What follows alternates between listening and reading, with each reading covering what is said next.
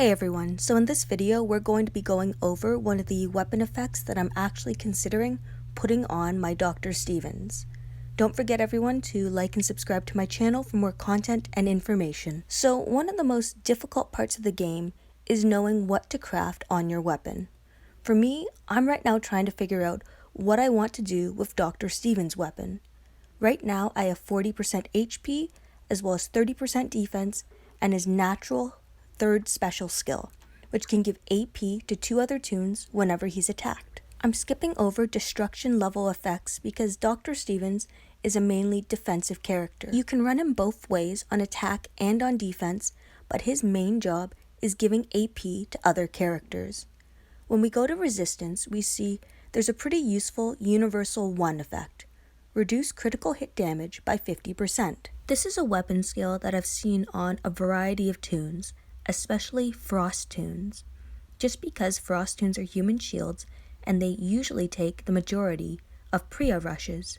And as we know, Priya, when she rushes, deals 3 basic attacks, each of which can be a critical hit, causing crit damage. Some other useful crafts are like reducing rush damage taken by 15%, which would be useful on both basic attack rushes like Priya, but also on other toons like Arav, for example. And then we have reduced damage taken from basic attacks by 15%, so again, useful against toons like Priya or James.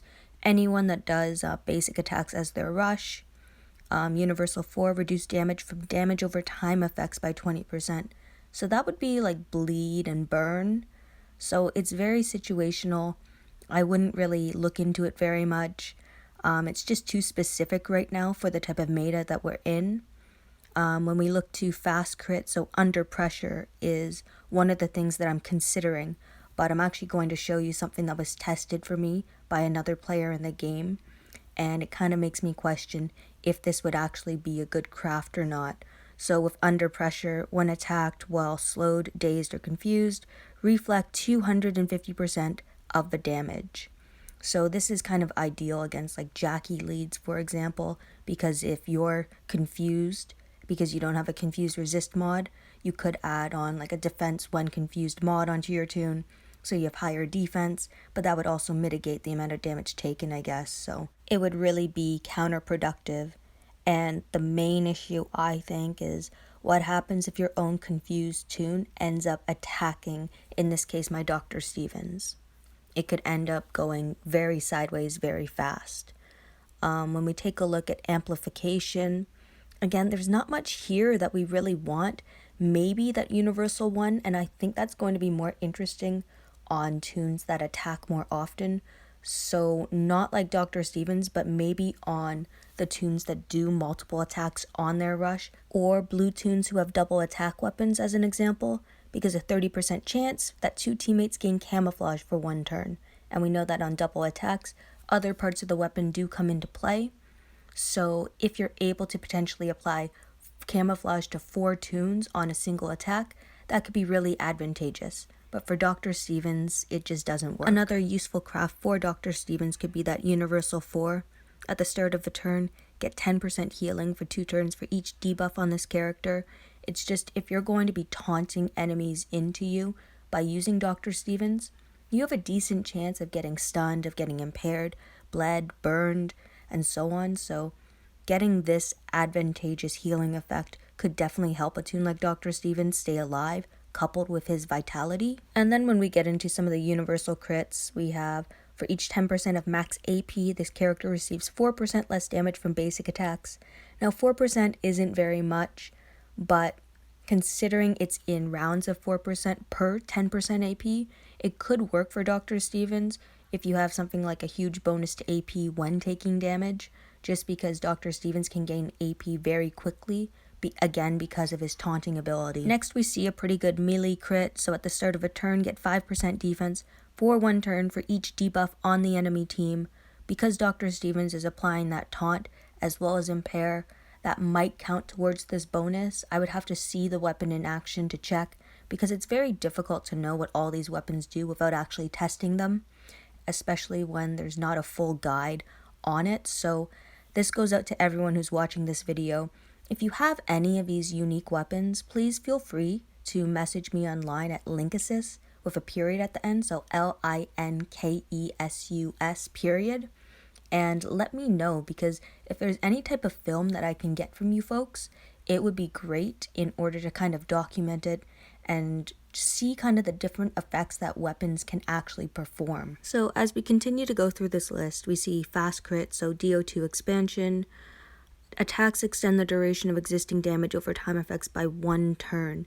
Now, because Dr. Stevens is command rushed usually on the first turn and doesn't get an attack on the second turn, I just don't find this craft to be very useful for him. Matches might be over by the time you actually get to use this effect. So finally, we're moving on to team player effects.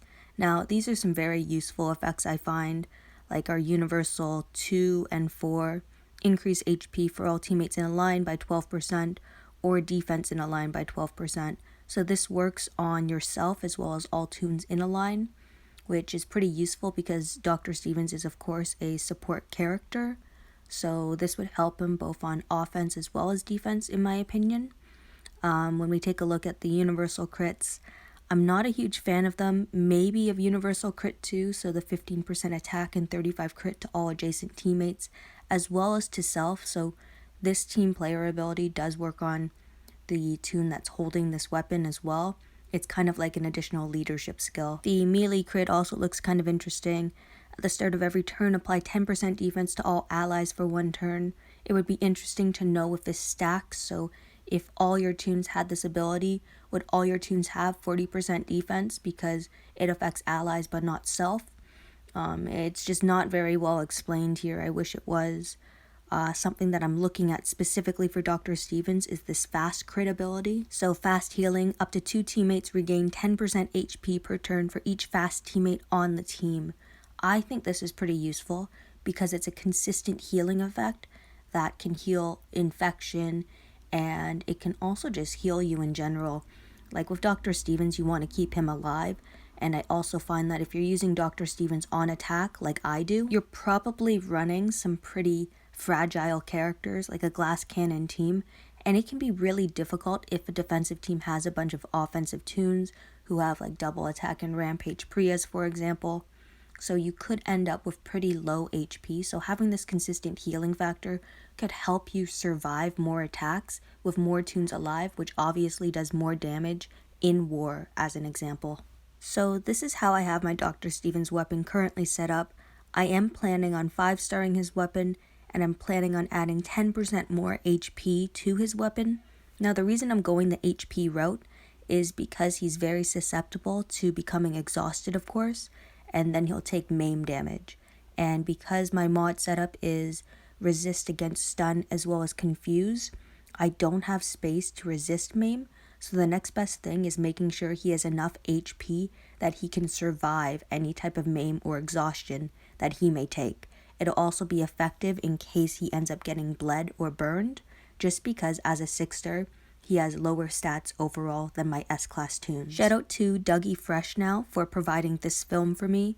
He was able to show me how under pressure would work on a weapon when you're against a Jackie team, and if your team will actually receive a reflected damage or not. So this isn't going to be a fancy match, it's just to test this specific weapon's ability, and we're going to see that the damage is reflected back onto your own characters.